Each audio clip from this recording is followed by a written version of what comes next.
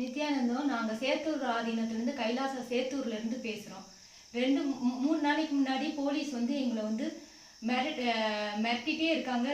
அவங்க வந்து நிறையா ஆட்களோடு வந்து மிரட்டிகிட்டே இருக்காங்க. நாங்கள் இந்த இடத்த வந்து காலி பண்ணணும்னு சொல்லிட்டு நாங்கள் வந்து இன்னமும் வந்து கைலாச சேத்தூர்லேருந்து தான் அங்கேருந்து தான் உங்களுக்கு எல்லாத்துக்கும் பேசிகிட்டு இருக்கோம். இப்போ வந்து பார்த்தீங்கன்னா எங்களுக்கு வந்து இங்கே நீங்கள் இருக்கக்கூடாது, உங்களுக்கு இந்த இடம் சொந்தம் இல்லை, இது மாதிரிலாம் சொல்லிட்டு இருக்காங்க. எங்களுக்கு டாக்குமெண்ட்ஸ் எல்லாம் கிளியராக இருக்குன்னு அவங்கக்கிட்ட காட்டணும். காட்டினதுக்கு அப்புறம் கூட அவங்க வந்து ஏற்றுக்க மாட்டாங்க. இன்னொன்று, கைலாச சேத்தூரில் வந்து நாங்கள் இங்கே உட்காந்து எங்களோட பூஜை இதெல்லாம் தினமும் பூஜை இதெல்லாம் செஞ்சுட்டு இருக்கோம். உயிரே போனாலும் சரி, எங்களுக்கு வந்து பூஜை தான் வந்து ரொம்ப முக்கியமானது. எங்களுக்கு பூஜை கூட செய்ய நிம்மதி இல்லாமல் இப்படியே தொந்தரவு கொடுத்துட்டு இருக்காங்க. இதை வந்து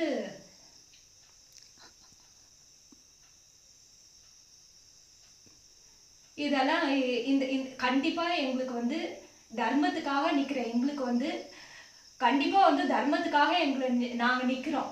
நாங்கள் வந்து தர்மத்துக்காக நிற்கும் போது தர்மம் எங்களை காப்பாற்றும். இதை பார்க்குறவங்க ஒவ்வொருத்தவங்களும் வந்து புரியணும். நாங்கள் இந்து மதத்துக்காக எவ்வளோ தூரம் வந்து போராடிட்டு இருக்கோம் அப்படிங்கிறது புரியணும். அதுக்காக தான் இந்த வீடியோவை ரெக்கார்ட் பண்ணுறோம். இன்னொன்று வந்து பார்த்தீங்கன்னா இப்போ கூட கொஞ்சம் நான் வந்து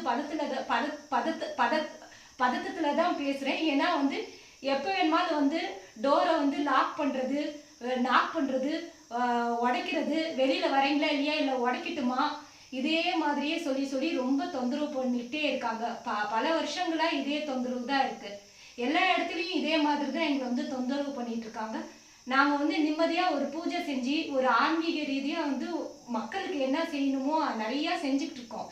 இந்து மதத்துக்காக வந்து பகவான் வந்து எவ்வளவோ செஞ்சிட்டு இருக்காரு. அதை தாண்டியும் வந்து அவங்க புரிஞ்சுக்காம இப்படியே செஞ்சிட்டு இருந்தாங்கன்னா எனக்கு தெரியல, இந்து மக்கள் எல்லாம் என்ன செய்யறீங்கன்னு தெரியல. எங்க உயிருக்கே வந்து இங்க பாதுகாப்பு இல்லை, உண்மையாலுமே பாதுகாப்பே இல்லாத நிலையில தான் நான் இவ்வளோ பதட்டத்தோடு வந்து இதை வந்து வெளிப்படுத்தணும்னு சொல்றேன்.